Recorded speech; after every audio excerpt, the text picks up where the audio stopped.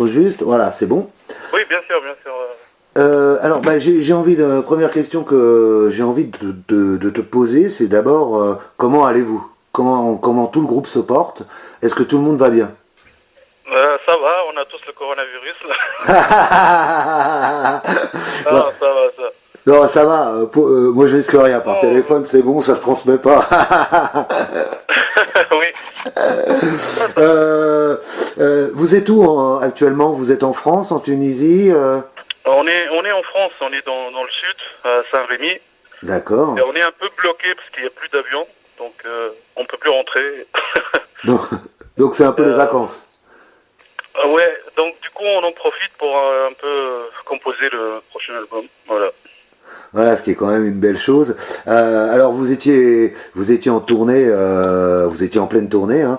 Grosse tournée d'ailleurs, Ouais. hein, il y avait beaucoup de dates. Vous avez réussi à faire 11 dates. Quel souvenir tu gardes de ces 11 dates? Est-ce qu'il y a des concerts qui t'ont marqué? Est-ce que ça a été un bon moment malgré tout ce qui nous arrive? Alors c'était bah, avec l'ambiance déjà nous on est parti de Tunisie déjà il y avait ce truc là des gens en Chine qui prenaient pas mal d'ampleur déjà à ce Ouais. moment-là. Donc déjà on est arrivé. Le manager de notre groupe avait insisté pour que tout le monde porte des masques dans le bus. Déjà il y avait quand même une certaine ambiance différente des autres tournées, on va dire. Donc Mhm. ça on peut pas. Mais mis à part ça, oui, c'était comme c'était cool. Il y avait pour une fois on avait un peu bon pas tout notre show, mais disons une partie parce qu'il nous manquait les cracheurs de feu et tout ça, mais on avait la magie sur scène, on avait disons 60% de ce qu'on voulait faire, mais bon malheureusement on pouvait pas amener tout le monde dans le tourbus, donc voilà. Et donc c'était cool de proposer pour la première fois des trucs, enfin pour la première fois des comment dire, un show exclusif quoi entre guillemets. Mhm. Après l'ambiance générale, oui, c'était différent, c'était pas non, c'était cool. Euh, il y avait certaines dates, par exemple l'Europe de l'Est, on était vraiment surpris parce que bah, c'était sold out à chaque fois. Ouais. Il y avait aussi il y avait des salles, par exemple le Z7, on pensait pas du tout remplir la grande salle en fait, parce qu'on était programmé sur la petite salle et du coup on a vendu assez pour que ils ouvrent la salle au-dessus, et donc ça c'était vraiment une belle surprise.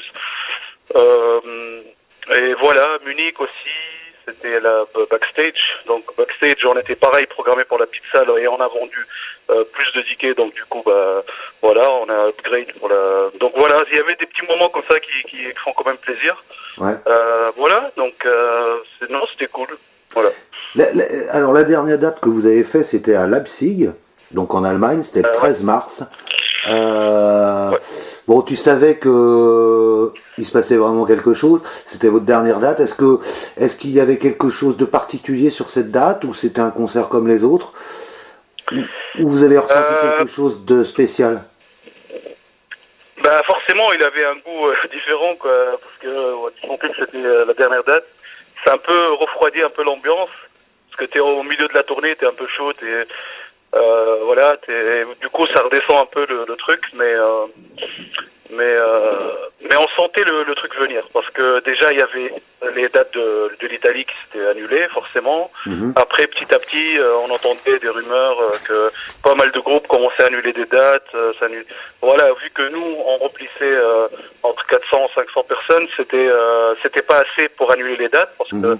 ils limitaient à 1000 personnes je crois, donc pour nous on pouvait continuer à.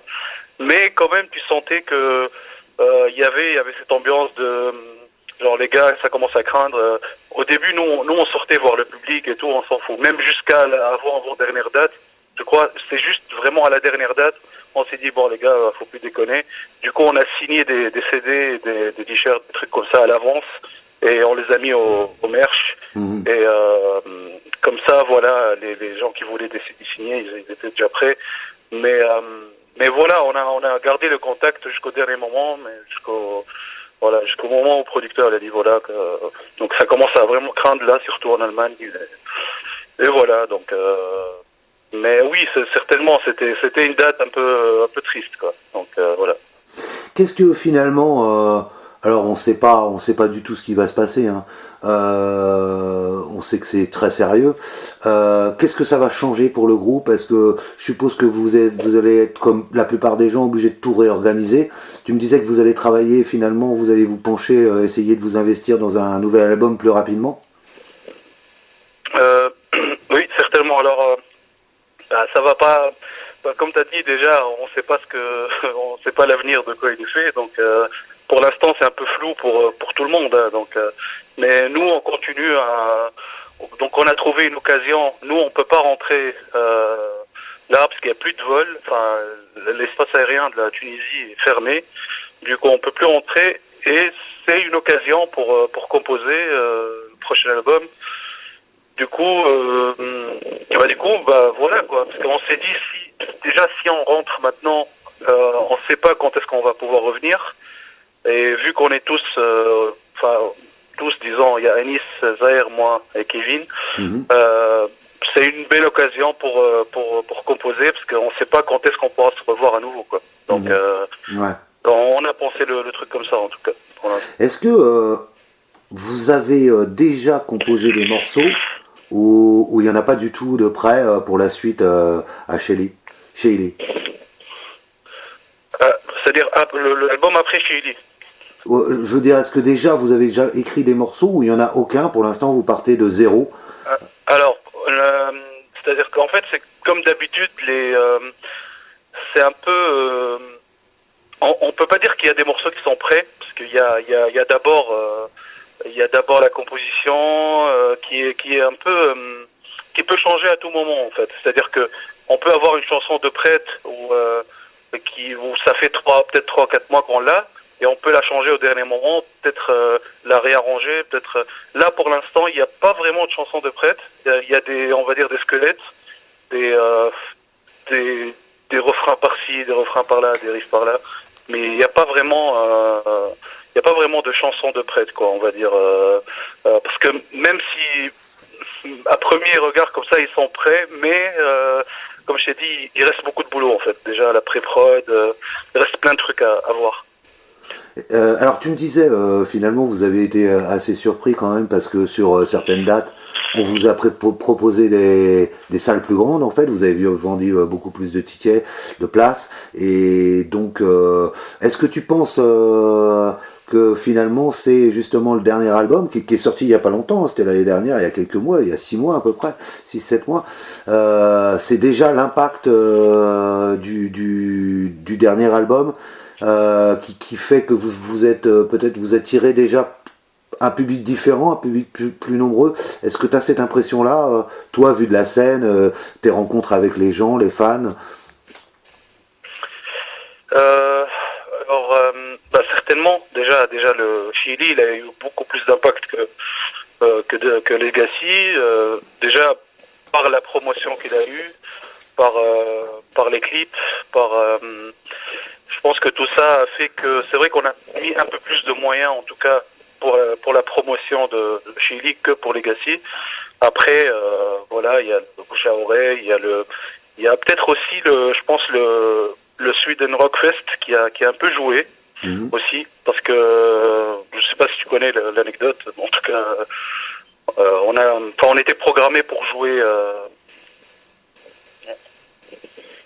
Si, vous avez joué 2 fois, c'est ça? Alors, juste alors oui, voilà, j'ai eu un double appel, excellent. C'est pour ça.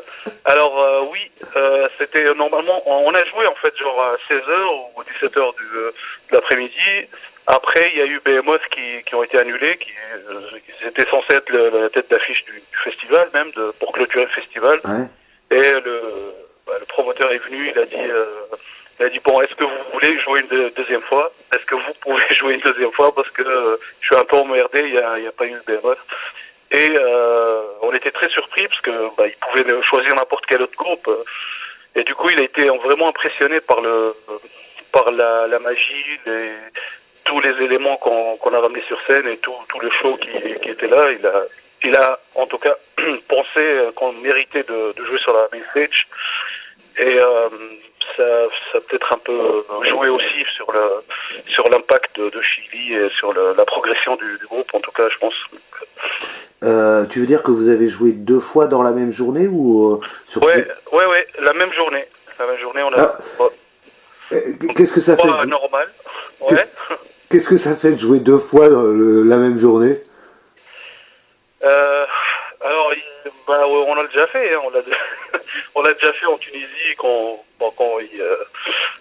c'était vraiment les débuts de Miras. On n'a même pas joué à l'étranger. On jouait que en Tunisie.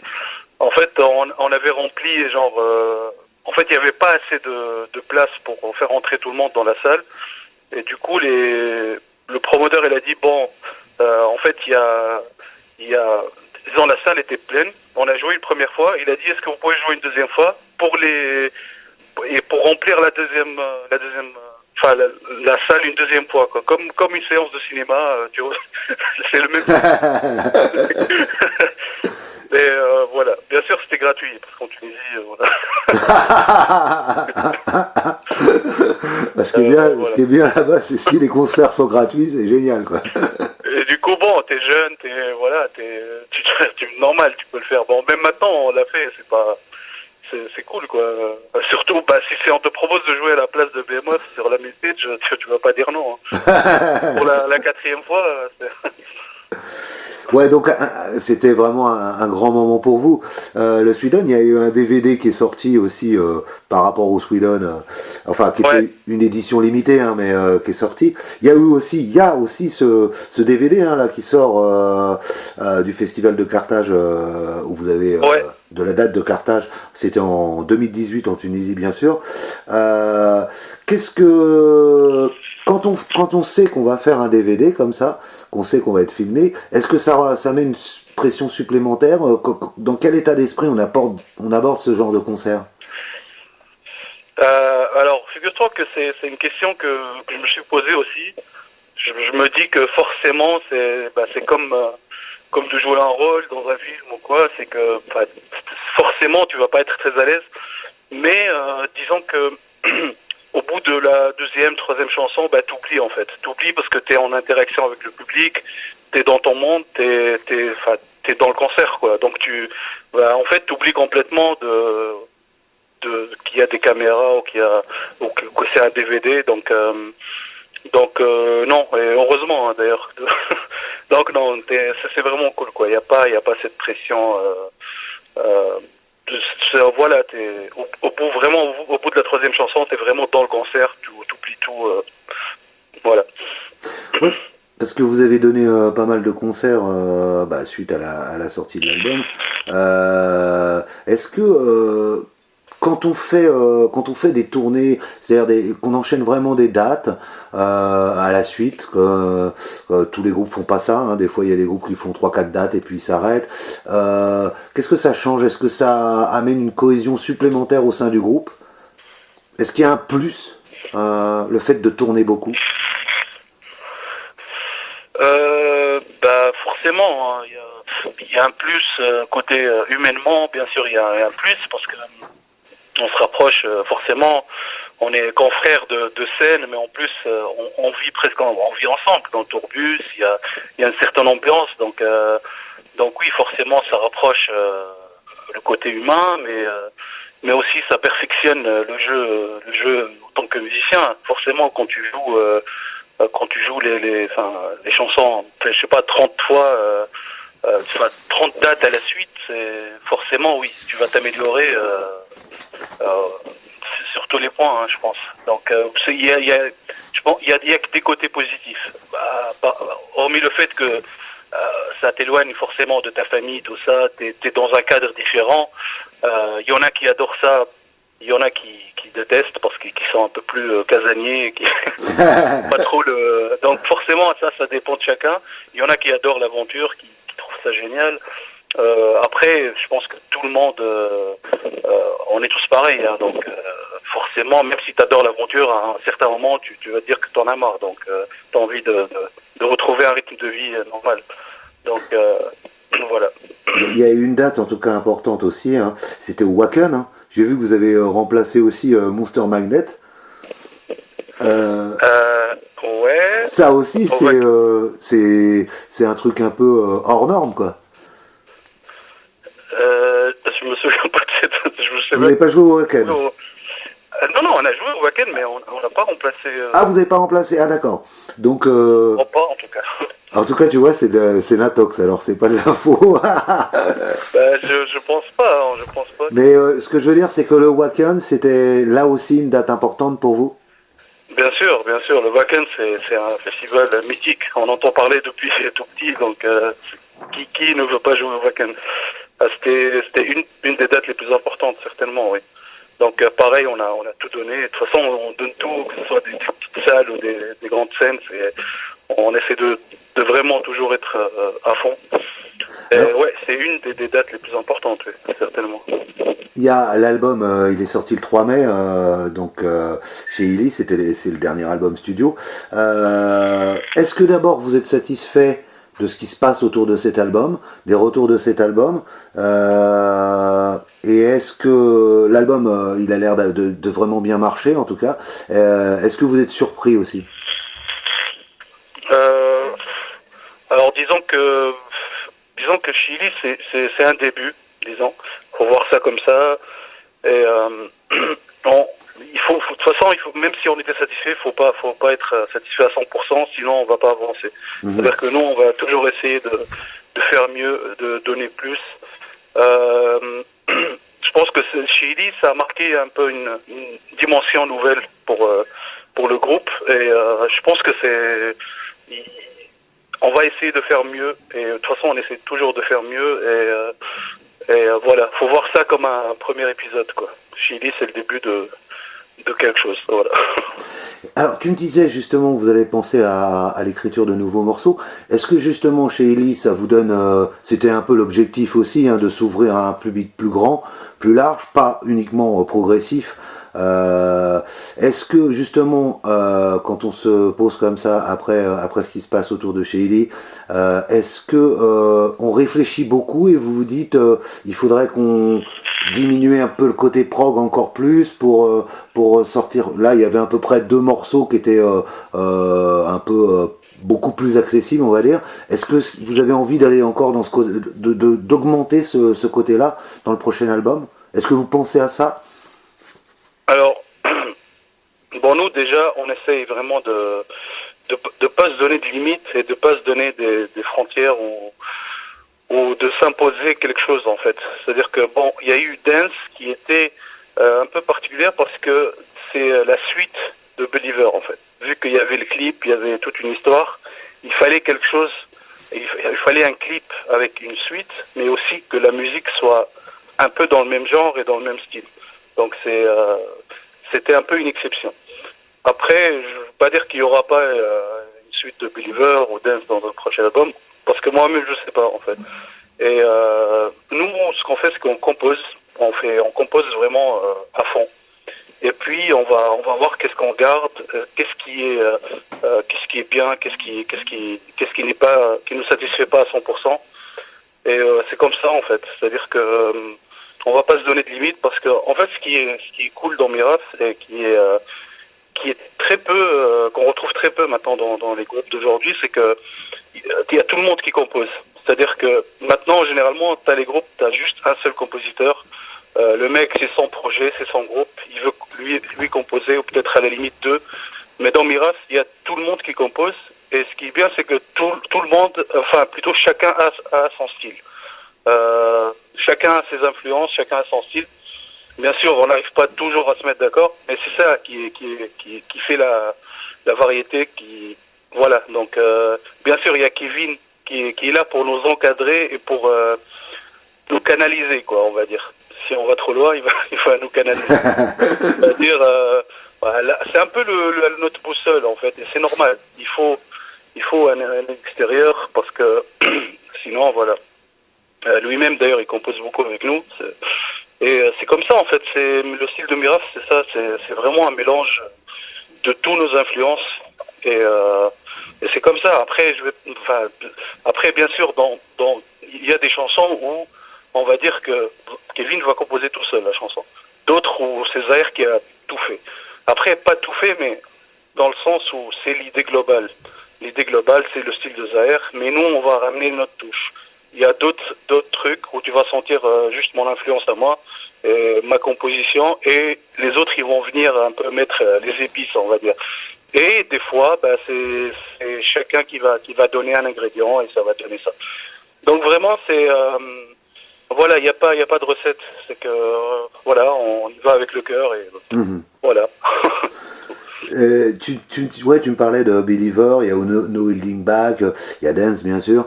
Ça a donné des clips qu'on peut voir partout d'ailleurs. Et ces clips-là, bon, il y avait toute une imagerie, il y avait tout un concept autour. Est-ce que ça veut dire que ça, c'est quelque chose que vous avez envie encore de développer par rapport à un nouveau titre et qui soit dans cet univers-là? Alors, disons que l'idée, elle est venue par elle-même en fait. C'est-à-dire que quand tu as une musique qui est un peu fantastique, un peu féerique et tout, tu as forcément un background qui est aussi fantastique. Et avec quelque chose de fantastique, tu peux pas mettre un environnement réel. C'est-à-dire que tu peux pas tourner juste dans la rue et faire un film d'action. C'est ce que je veux dire. Donc automatiquement, qui dit des trucs fantastiques, dit fait 3D et tout ça. Alors pour être honnête avec toi, moi étant un peu gamer et un peu tout ça, je vois les trucs qui sont un peu fake. C'est-à-dire que moi et Morgan et tout, pas tout le monde dans le groupe, mais il y en a qui sont satisfaits, il y en a qui sont un peu moins, comme moi, et je suis un peu moins satisfait. Après, il faut dire que ce genre de truc, ça coûte ultra cher. Pour avoir quelque chose de très réaliste, il faut vraiment mettre les moyens. Après, je sais pas du tout si on va continuer dans cette direction-là. Peut-être que si on met un peu plus de moyens, mais le plus probable, ça va peut-être être des clips un peu différents, c'est-à-dire on va réduire un peu la quantité de 3D et on va peut-être tourner par exemple dans des décors réels, c'est-à-dire garder ce côté-là, mais que tout ne soit pas en fond vert, mais que ce soit vraiment des décorations typiques arabesques, tout ça, mais réelles, parce qu'il y a des studios qui font ça. Et voilà, peut-être on va partir plus dans ce délire-là. Avec des décors, tu veux dire? Un peu comme au cinéma. Avec des décors réels, oui. Ouais. Des décors réels, voilà. Oui. Est-ce que tu as l'impression, finalement, donc, sur les quelques mois, parce que finalement, ça fait pas si longtemps que l'album est sorti, hein, est-ce que tu as l'impression que de voir un nouveau public, en tout cas une partie du public qui est différente des fans que vous aviez avant, en tout cas sur Legacy, sur l'avant-dernier album? C'est-à-dire en live? Oui. En live ou... Alors, bien sûr. Par exemple, sur cette tournée-là, quand on va voir le public et tout, il y en a qui disent, voilà, je vous ai connu avec la tournée de Christian Black, d'autres qui portent le t-shirt d'Epica, voilà, je vous ai vu avec Epica, d'autres, voilà. Forcément, le public s'agrandit et la famille s'agrandit, entre guillemets. Et bien sûr, heureusement qu'il y a de nouvelles têtes à chaque fois, ça n'avancerait pas. C'est mieux, hein. C'est mieux, bien sûr. Ça aide. Après, je souligne un truc, c'est que il y en a qui sont vraiment fidèles et que je vois tout le temps. Et ça fait vraiment plaisir. Donc ça, c'est cool. C'est-à-dire que de voir des têtes nouvelles, mais de ne pas perdre les anciens non plus. Donc ça c'est le plus important. Voilà, exactement. C'est ce qu'ont réussi à faire les grands groupes, hein, comme Metallica et d'autres. Voilà. Mais ouais, on parlait de... Donc là, vous êtes en France, mais vous êtes vous venez de Tunisie. Comment ça se passe maintenant pour vous en Tunisie? Est-ce que tu as l'impression que le métal... comment est accueilli le métal ou le rock là-bas? Est-ce que ça a évolué ou est-ce que finalement, c'est pour l'instant, il se passe pas grand-chose? Alors c'est toujours la même histoire. Hein. Là, il n'y a plus trop de groupes de métal. C'est-à-dire qu'il reste peut-être deux, trois groupes. Tous les groupes de métal qui existaient avant se sont transformés en groupes de bars. C'est des reprises dans les bars. Et c'est malheureux parce que, en fait, mais ils se sont pas, comment dire, il y a plus de métal. Enfin, il y a quand même du métal, bien sûr, mais plus comme avant. C'est-à-dire avant, on était beaucoup de groupes, mais c'est pas à cause du gouvernement ou à cause de l'image qu'a le gouvernement sur le métal, mais c'est plus par comment dire, par non espoir, quoi. Parce en fait, il y a pas de suite. C'est-à-dire que Miras, par exemple, s'il n'y avait pas eu Kevin qui était un peu le pont entre la Tunisie et la France, je pense que Miras n'aurait pas existé, par exemple. Ça c'est une réalité, parce que quand tu formes un groupe, tu joues, tu es motivé en Tunisie, il y a pas, tu peux envoyer tes CD à des maisons de disques, mais malheureusement il y a trop de groupes, il y a trop de concurrence, et qui va se tourner à un groupe qui vient du nord de l'Afrique, quoi. Donc c'est comme ça, c'est la réalité en fait. Et donc beaucoup de groupes n'existent plus à cause de ça. C'est qu'il y a pas de suite. Il n'y a pas de suite, bien sûr. Il y a des groupes qui continuent à jouer pour le plaisir. Il y a quelques groupes qui ont, à part Miras, qui ont fait 2-3 dates par-ci par-là en Allemagne, dans des petits bars. Mais voilà, malheureusement la musique c'est un business avant tout. Hein. C'est comme tout, c'est-à-dire qu'il faut toujours avoir une suite. Être un bon musicien, ça suffit pas malheureusement. Voilà, il faut vraiment une infrastructure, faut quelqu'un pour t'encadrer. C'est un tout en fait. Donc voilà. Qu'est-ce qui fait finalement, selon toi, que vous avez réussi finalement à percer en Europe, à faire des tournées, à aller au Japon, à aller dans plein de pays, alors que vous étiez depuis le début, pratiquement en tout cas tout au début et pendant longtemps en autoproduction, vous faisiez tout vous-même. Qu'est-ce qui a fait la différence par rapport à ces groupes-là que tu me parles et qui finalement restent dans les bars? Alors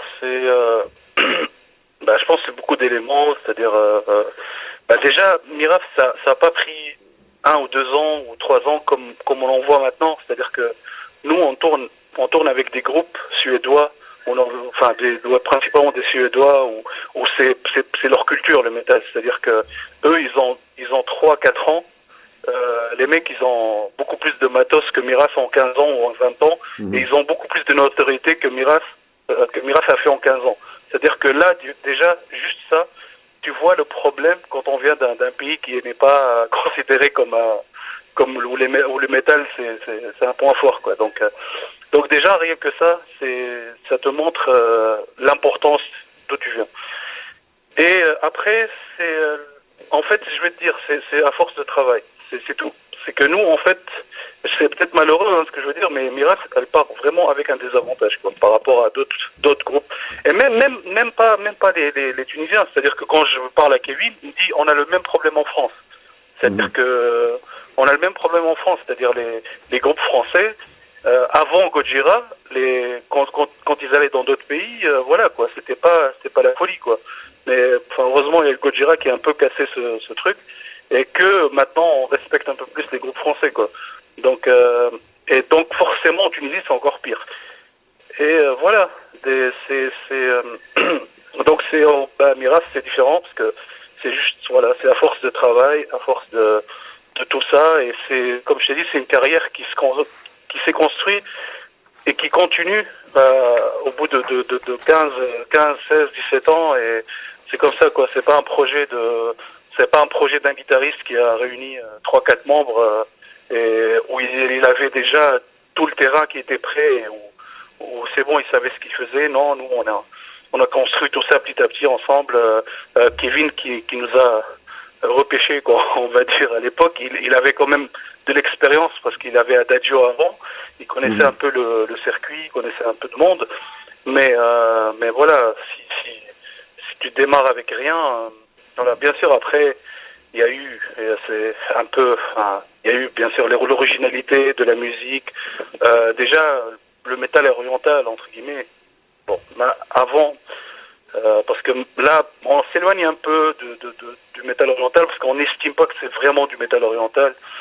Euh, c'est une niche. Donc, quand nous, on est monté, il y avait Orphanedland, il y avait Pentagram et des groupes, très anciens groupes qui commençaient à s'éteindre un peu. Hein. Et voilà. Donc déjà qu'il n'y avait pas trop de concurrence dans ce style-là. Mhm. Voilà. Donc C'est- est-ce que finalement vous avez l'impression, Mira, d'être quelque part des ambassadeurs du métal tunisien, même africain, je veux dire, en tout cas de nord-africain, de porter cette culture à travers le métal? euh, alors je vais pas avoir la prétention de dire ça parce que je pense qu'il y a beaucoup de groupes. C'est pas parce que Mira c'est peut-être les plus connus entre guillemets c'est les premiers qui sont exportés d'un pays nord-africain à l'étranger et à la scène internationale. Mais après, il y a forcément de très bons groupes qui sont pas connus et qui sont underground et qui jouent peut-être au Maroc ou en Algérie ou en Tunisie. Après, je veux dire, c'est le Maghreb en général, c'est lui qui nous fait sentir ça. C'est-à-dire que nous, on va pas avoir la prétention de dire qu'on est les leaders de ça, mais en tout cas, eux, ils nous donnent cette impression et parce que voilà, ils disent que on est la fierté du métal du Maghreb, tout ça. Donc on reçoit beaucoup de commentaires comme ça qui font vraiment plaisir.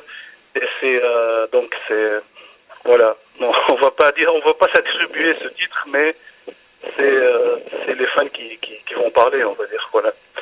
Ouais, voilà, c'est plutôt les gens qui le disent.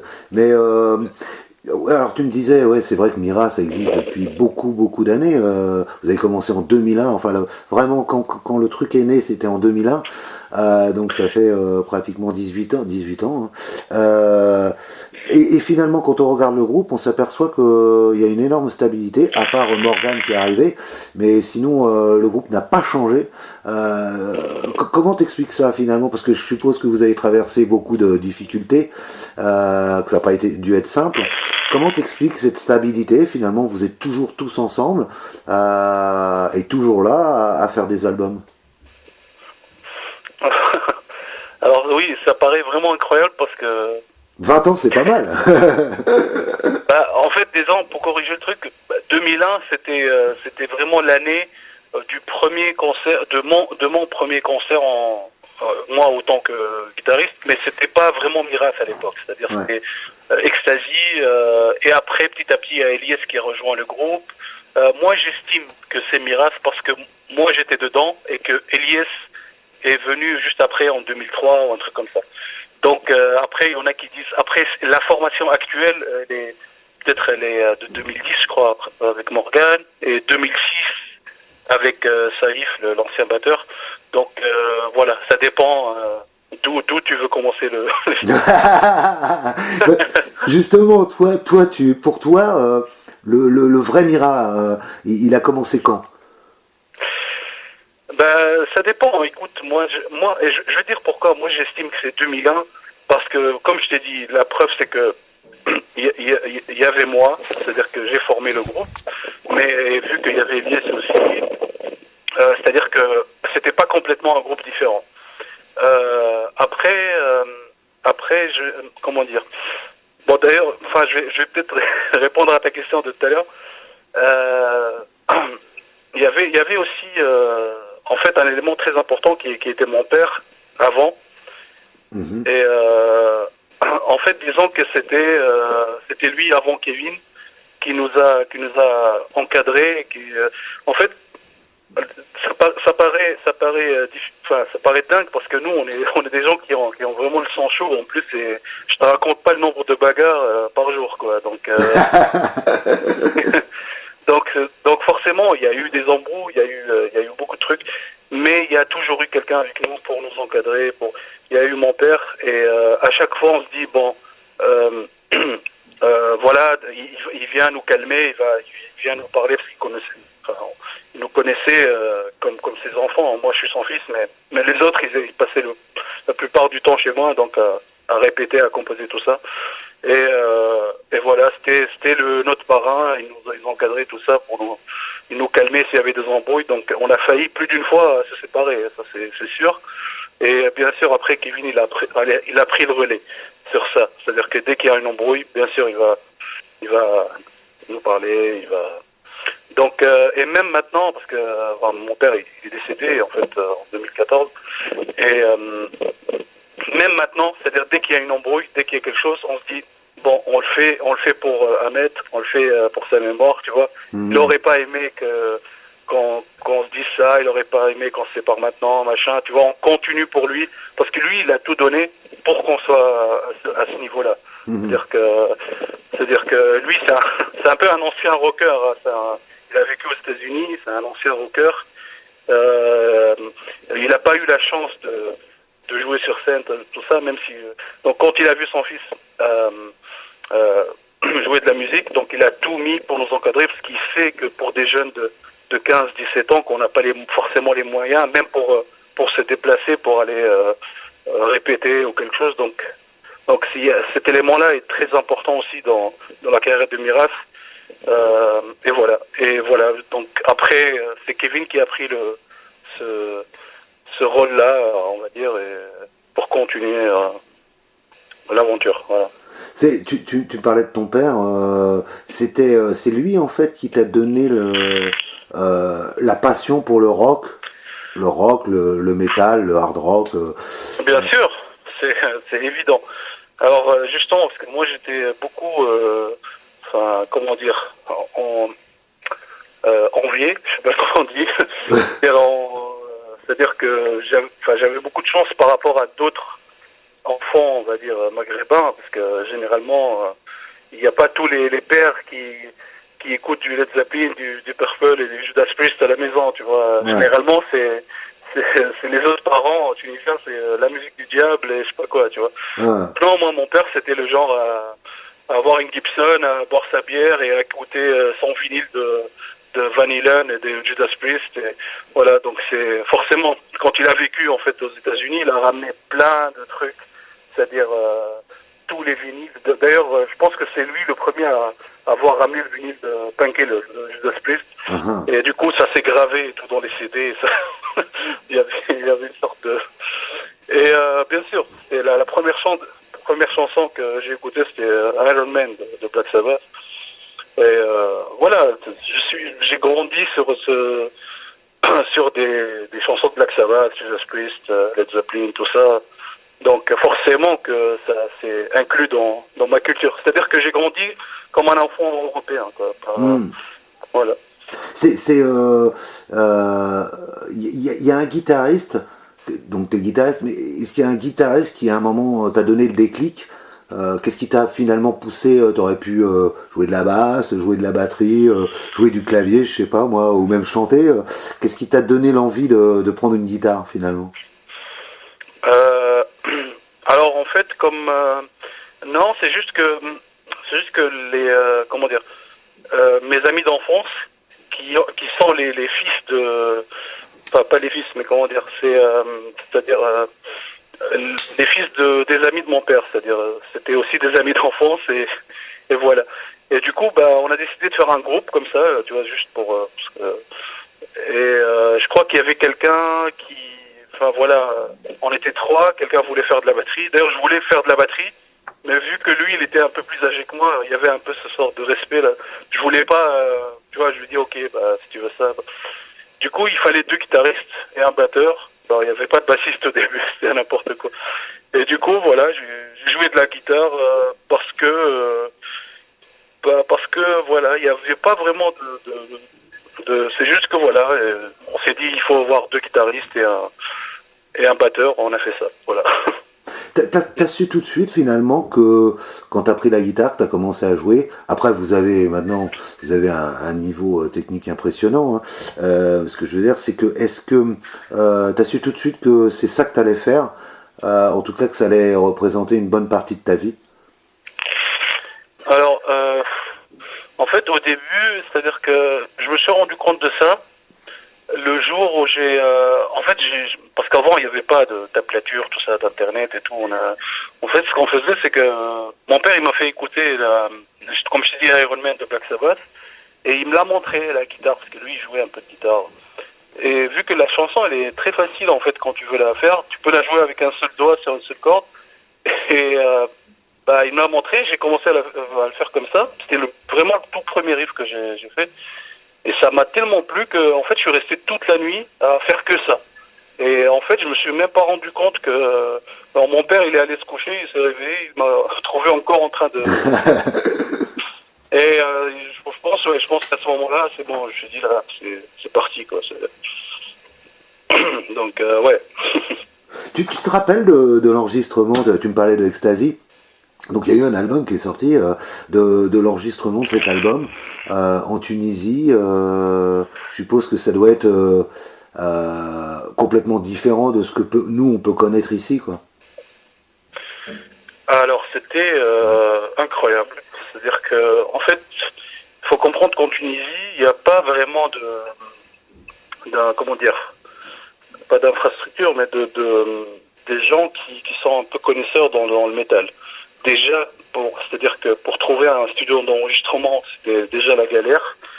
Et ensuite, pour trouver des ingé-sons qui sont compétents dans le métal, c'était introuvable.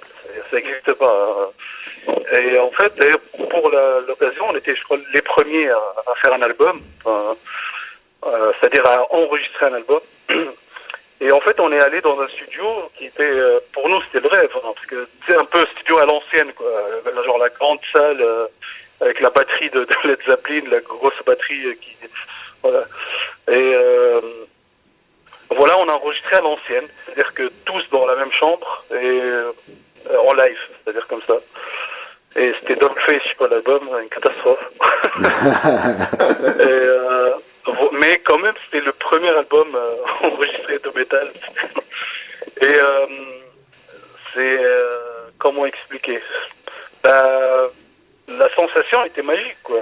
Même si c'était ultra nul, mais c'était magique, quoi. Genre, parce que forcément, c'est ta première expérience dans le studio, tu te sens comme une rockstar, quoi. Et le mec, bien sûr, voilà, il nous a embobiné comme pas possible. On croyait que c'était le meilleur producteur du monde, quoi. Bon, bien sûr, il connaissait rien. mais pour l'époque, c'était... D'ailleurs, la sensation que quand tu t'écoutes pour la première fois, c'est assez bizarre, quoi, quand même. Quand tu t'es jamais enregistré et que tu t'écoutes pour la première fois, c'est un sentiment exceptionnel, quoi. Je pense que tous les musiciens sont passés par là, en tout cas. Enfin, pas maintenant, parce que maintenant, tu as ton PC chez toi, tu t'enregistres. Mais à l'époque, c'était moins courant.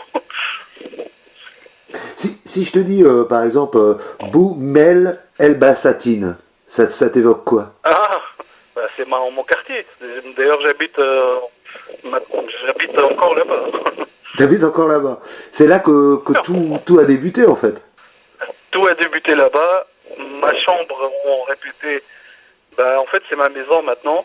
C'est-à-dire, quand je me suis marié, j'ai un peu transformé le truc. Mais cette chambre-là, où on répète, elle est encore en bordel et il y a encore les baffles et les tables de mixage. Ça va devenir une cuisine, normalement. Un jour, mais on ne sait pas quand. Pour l'instant, c'est cuisine version musique, quoi. Ouais. Qu'est-ce que... ouais, je voulais... oui, à partir de... Donc on parlait de ce premier album, à partir de... sous un autre nom, hein, Ecstasy, à partir de quel moment t'as senti que t'avais trouvé l'identité musicale de Mira? Alors, l'identité, disons que... Votre style, ça quoi. dépend parce que...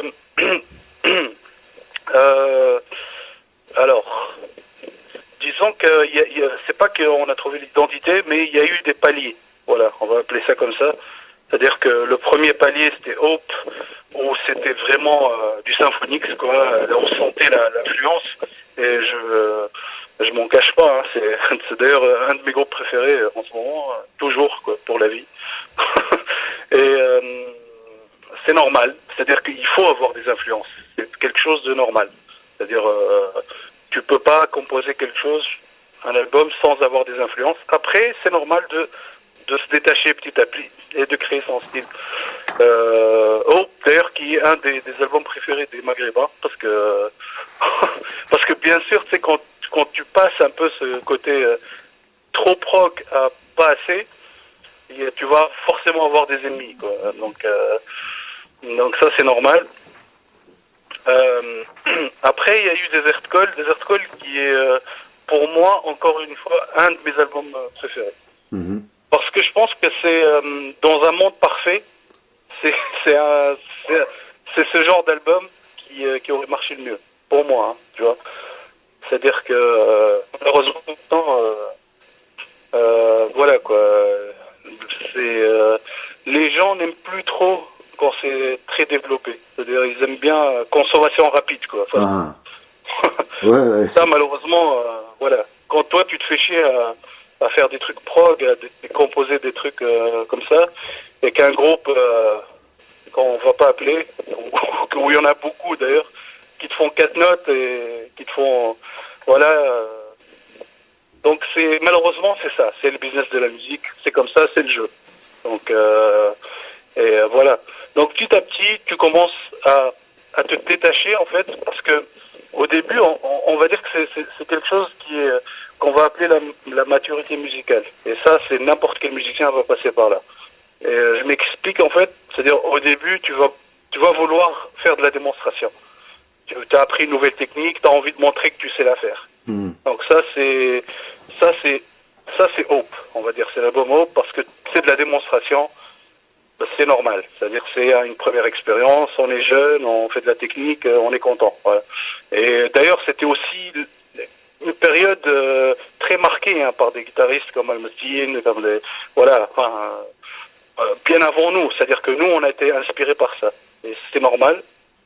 Et dans 10 ans tu vas avoir des guitaristes qui sont influencés de Junt et tout ça, parce que c'est la vague actuellement. Donc, c'est tout à fait normal.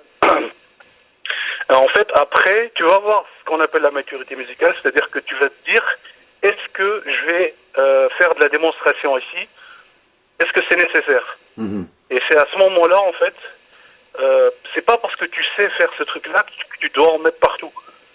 Tu vas te dire, est-ce que ça apporte quelque chose à mon morceau? Est-ce que ça valorise mon morceau? Est-ce que... c'est ça, en fait, c'est se poser les bonnes questions par rapport à la composition. Et pas penser pas penser à soi, en fait. Et ça, c'est normal. Hein, c'est une progression d'un groupe tout à fait ordinaire et normal.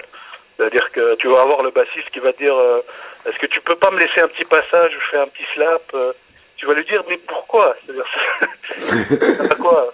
Tu vois, c'est comme si tu lui faisais une faveur. Est-ce que ça apporte quelque chose à ton morceau? Est-ce que ça valorise ton morceau ou c'est juste pour toi, pour te satisfaire toi-même? Donc voilà. Après, petit à petit, c'est pour ça en fait que le style il commence à se créer de lui-même. Hein. C'est que tu commences à penser comme un musicien et pas comme quelqu'un qui veut faire de la démonstration. Et je pense que c'est à partir de ce moment-là que tu commences à dire voilà, ça c'est le style que vraiment parce que tu deviens un créatif en fait, tu deviens c'est ça, être un artiste entre guillemets, c'est que tu t'exprimes, c'est toi qui t'exprimes et non pas par volonté de montrer quelque chose. Donc et voilà, je pense que c'est un stade où voilà, et d'ailleurs on le fait pas tout le temps, hein. Enfin, c'est-à-dire que des fois tu es naturel, des fois tu es obligé de penser un peu, quoi, de se dire, de penser de façon, je sais pas comment expliquer, mais, enfin pas rationnelle, mais, enfin voilà, c'est à peu près ça le déroulement du truc. Et pour te répondre, je pense que Desert Call pour moi, c'était un palier, Tales of the Saints c'est un autre palier aussi, où Tales of the Saints tu sens vraiment l'influence de Kevin là-dedans, quoi.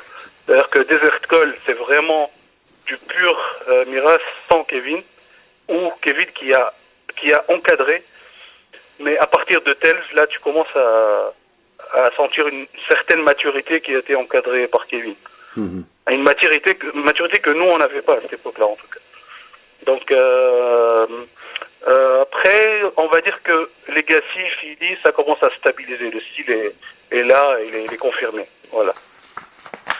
C'est, tu me disais Hope, Symphonix, grosse influence bien sûr. Vous avez tourné avec eux, en tout cas vous avez ouvert pour eux. Est-ce que t'en gardes un bon souvenir de cette tournée avec ton groupe mythique en fait, enfin un des groupes fétiches de... Exactement. Alors, très très bon souvenir, c'est incroyable. C'est-à-dire que, bah écoute, c'est un rêve, quoi.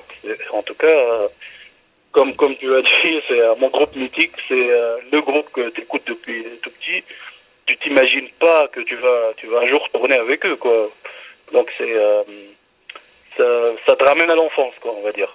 Même si, tu vois, enfin, tu vas pas le prendre comme si t'avais 15 ans, parce que pour toi, à l'époque, c'était, je sais pas comment expliquer, mais bien sûr, tu n'as pas exactement la même vision. Tu vas pas être comme un fanboy.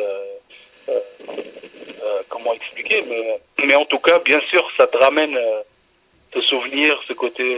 Tu es un peu fier, quoi. Tu es un peu fier. Tu te dis voilà. En tout cas, j'ai réalisé quelque chose qui est important, quoi, on va dire. Donc c'est cool, quoi. Est-ce que c'est pas dans ces moments-là finalement qu'on se rend compte, en tout cas peut-être qu'on réalise qu'il est en train de se passer quelque chose autour du groupe, autour de Mira, autour de la musique. Est-ce que c'est dans ces moments-là que tu te dis voilà, on est en train d'accomplir quelque chose, de progresser. Je suppose que ça devait être assez incroyable à l'époque pour toi. Est-ce que c'est ces moments-là qui montrent qu'il se passe quelque chose pour Mira? Alors bien sûr, heureusement qu'il y a ces moments-là. C'est-à-dire que ces moments-là, on les a tout le temps. C'est-à-dire, comme on a des moments de faiblesse, de tristesse, de désespoir, c'est-à-dire qu'il y a les deux, bien sûr. Et bien sûr, il y a eu plein de moments. Le moment comment dire, du festival où on a remplacé BMO, c'était un gros boost de se dire, voilà, on a accompli quelque chose, quoi. Donc, bien sûr, c'est ces moments-là qui poussent encore à avancer. Donc, oui, heureusement. Bah écoute, j'ai envie de vraiment te dire merci pour l'interview parce que c'était vraiment sympa de pouvoir discuter un peu avec toi de tout ce qui se passe en ce moment et puis aussi du groupe et de votre avenir. Juste une petite dernière question comme ça, si je te dis l'étoile du Nord, tu me dis quoi? Ah ben, t'as tous les dossiers, toi. Ah oui, j'ai tout, moi. J'ai beaucoup travaillé. Ah oui. L'étoile du Nord, écoute, c'était... comment expliquer, comme je t'ai dit, vu qu'en Tunisie, bah, les métalleux sont un peu mal vus, c'est-à-dire que on avait enfin trouvé un café qui voulait nous accepter. Donc, c'est quand t'as des mecs tout en noir avec des pics et des trucs, parce que nous, on avait des gars vraiment graves, quoi, genre influence black metal à fond, tu vois, genre c'est pas le petit métalleux... tu vois, le maquillage, les pics, tout le truc, quoi. Alors, l'étoile du Nord, c'était de très très bons souvenirs. C'était le café des métalleux en Tunisie, quoi. C'est là où tous les groupes se rassemblent. En fait, c'est une sorte de café-théâtre, le truc. C'est-à-dire à la base, c'est voilà, café-théâtre. Et petit à petit, on a commencé à parler aux proprios pour faire des concerts là-bas, même si c'était pas vraiment mais c'est tellement rare de trouver un endroit où on était accepté, quoi, entre guillemets. Mais le proprio était cool, donc voilà, petit à petit, c'était devenu notre QG, quoi, on va dire. Ça t'arrive d'y retourner? Alors ça fait très très longtemps que je suis pas allé parce que ça a été racheté ça a un peu changé en fait. Ça a même beaucoup changé, ce qui fait que ça te rappelle plus trop de souvenirs parce que ça a vraiment changé. Mais on est retourné avec l'interview de Rockard, je crois. Donc bon, je fais de la pub avec Mais voilà, c'était pour l'année. On est retourné, on a fait des photos là-bas. Et bien sûr, ça rappelle toujours des souvenirs. Hein. Même si cet endroit-là, il existe avant nous. Hein, parce que moi, quand j'y allais, j'avais, je sais pas, 15 ans ou 16 ans. Il y avait déjà des métalleux de 30 ans, de 29 ans qui étaient déjà là. C'est-à-dire que, il faut comprendre qu'avant Miras, en fait, le truc qu'il faut comprendre, c'est que Miras est arrivé quand il y avait des groupes en Tunisie où ça faisait genre 10 ans, ou je sais pas moi, 10 ans qu'ils bossaient les mecs et qui avaient rien. Et Miras, ça arrive des jeunes de 12-13 ans et qui, voilà quoi, après, je sais pas moi, 8 ans de carrière ou je sais pas combien, de partir en France et tout. C'est pour ça il y a beaucoup de, enfin, je veux pas dire qu'on a des ennemis, mais il y a beaucoup de jalousie. Ouais. Des regards, enfin voilà quoi. Donc, mais bon, il faut dire que nous on a beaucoup bossé. Il faut dire que à l'époque de mon père, il nous arrivait d'ailleurs, il y a une interview sur YouTube où je raconte ça, et il nous arrivait de faire de répéter 8 heures, 7-8 heures par jour, de composer, de rester toute une journée, des semaines et des semaines à répéter. On faisait que ça, quoi. On faisait que ça, et mon père, il était vraiment dur à ça, parce que moi, je n'aimais pas trop les études et je voulais faire que ça. À 18 ans, je me suis barré, j'ai fait la Musique Académie à Nancy. Et du coup, à ce moment-là, il a dit, ok, bah tu veux pas faire des études, tu veux te concentrer à la musique, bah tu vas assumer. Et c'est devenu genre, il était devenu très très dur dans le sens où si je jouais pas de la guitare, il me disait genre Malek, ça fait 24 heures que tu n'as pas touché la guitare, c'est pas normal, il faut que tu t'entraînes, machin. C'était vraiment le coach, mais pour tout le monde, tu vois. Donc nous, on s'entraînait tout le temps, 8 heures par jour et tout. Donc, ok, il y avait le fait que mon père était avec nous, c'est une facilité aussi, mais je parle par rapport aux autres groupes, bien sûr, mais nous, on travaillait aussi beaucoup, donc voilà. C'est un peu ma réponse. C'est ça qui a fait la différence au final, peut-être. Ça fait, bah, bien sûr, quand n'importe qui va travailler 2-3 fois plus qu'un autre, ça va forcément payer. Hein. C'est comme ça, quoi. Après, bien sûr, il y a des rencontres comme Kevin, mais bon, c'est-à-dire que il faut aussi, c'est pas de la chance, mais des fois il faut forcer un peu la chance. Je dis pas, il y a beaucoup de groupes talentueux en Tunisie, dans le Maghreb, qui méritent de jouer à l'étranger. Ça, il y a aucun doute, quoi. Mais malheureusement, le monde, il est comme ça, quoi. Et ça, pas que dans la musique. C'est-à-dire que voilà, les circonstances ont fait qu'il y a des gens qui sont un peu plus, voilà, quoi, qui ont eu de la chance et pas d'autres. Mais c'est un tout. C'est un mélange de travail, de chance, de rencontres, au bon moment. C'est un tout, en fait. Voilà, c'est comme tout hein, dans la vie. Donc voilà. Mais voilà. Bah écoute, je te remercie hein, pour l'interview parce que c'était vraiment super sympa. Écoute, bah pas de souci, merci, c'était sympa. Et puis ah oui, une petite question, la dernière, c'est Ouais. quand vous écrivez plutôt la nuit, plutôt la journée, ou ça se passe comment à ce niveau-là? Quand on compose les chansons? Ouais. Alors, ça se passe vraiment tout le temps. C'est-à-dire qu'on a Zahir avec sa guitare sèche qui peut tout le temps surgir avec un refrain à n'importe quel moment. Moi, j'ai toujours ma guitare aussi, je peux composer. Voilà, il n'y a pas vraiment de moment. On n'est pas très organisé de ce côté-là. mais oui, mais bien sûr, on se concentre un peu plus la nuit, comme tous les musiciens. C'est-à-dire que comme s'il y a un peu entre, je sais pas, après le dîner, tu vois, entre, je sais pas, 21h et 3h du matin, c'est le moment où tu es le plus concentré pour faire de la musique. C'est comme tous les musiciens, hein, de toute façon. On vit la nuit. Voilà. Bah merci à toi, hein, vraiment, de m'avoir accordé. C'était vraiment sympa, hein, vraiment. J'ai bien aimé. Merci, hein. Écoute, avec plaisir. À plus. Hein. Merci beaucoup. Allez, ciao, ciao. Ciao, ciao.